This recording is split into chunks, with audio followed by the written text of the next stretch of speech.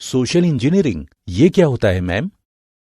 Social engineering हमें कई संगठनों या समाज से जोड़ती है, पर उनमें से कुछ हमें एक बनावटी संकल्पना या प्रोग्राम के जरिए धोखा देने की कोशिश करेंगे। ये जरूरत के वक्त हमारी मदद करने की बात करते हैं। पर वो इंटरनेट पर ऐसा कैसे कर लेते हैं मैम? इसके कई तरीके हैं राजेश। मैं तुम्हें एक उदाहरण के जरिए समझाती हूँ।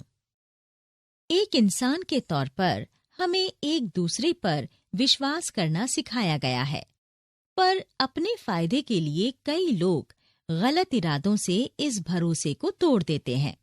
इसी तरह इंटरनेट पर ऐसे उपयोगकर्ता भी हैं जो दूसरों को धोखा देने या उनकी जानकारी चोरी करने के लिए उस नेटवर्क का गलत इस्तेमाल करते हैं। इससे उन्हें काफी फायदा मिलता है। इसे ही सोशल इंजीनियरिंग कहते हैं।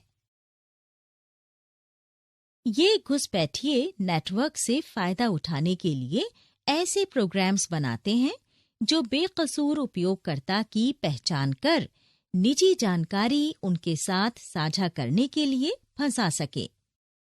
एक बार उन्हें जानकारी मिल गई, फिर वो इसके जरिए उस इंसान से हेराफेरी करते हैं।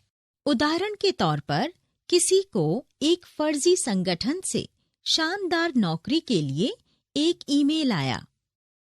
हम में से कई लोग इस पेशकश पर यकीन कर लेंगे और जैसे जैसे ईमेल्स आती जाएंगी, वो ऐसे संगठनों से मांगी गई जानकारी उन्हें देते रहेंगे और अंत में ये होगा कि हम किसी अनजान संगठन को अपनी पूरी निजी जानकारी दे देते हैं और वो इसका फायदा उठाने लगते हैं, पर नौकरी की पेशकश के जरिए वो अपना असली मकसद छिपाए रहते हैं।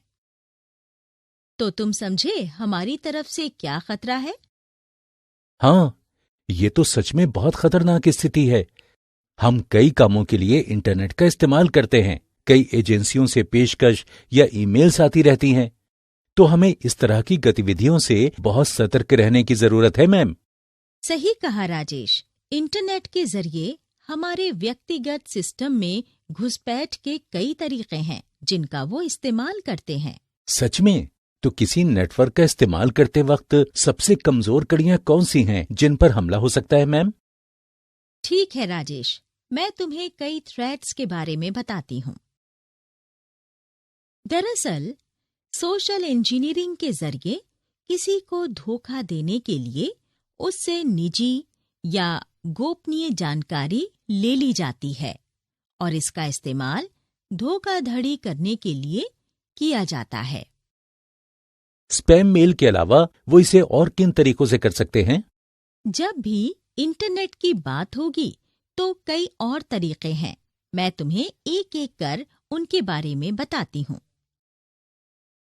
कुछ आम तरीकों के अलावा फिशिंग, व्हेलिंग, बेटिंग और प्रीटेक्स्टिंग ईमेल्स के जरिए भी सोशल इंजीनियरिंग की जाती है। किसी आम उपयोगकर्ता के व्यक्तिगत सिस्टम में घुसपैठ करने के लिए घुसपैठिए आमतौर पर इन तरीकों का इस्तेमाल करते हैं। Phishing, whaling, baiting and pretexting emails, ये क्या होते हैं नंदिता मैम?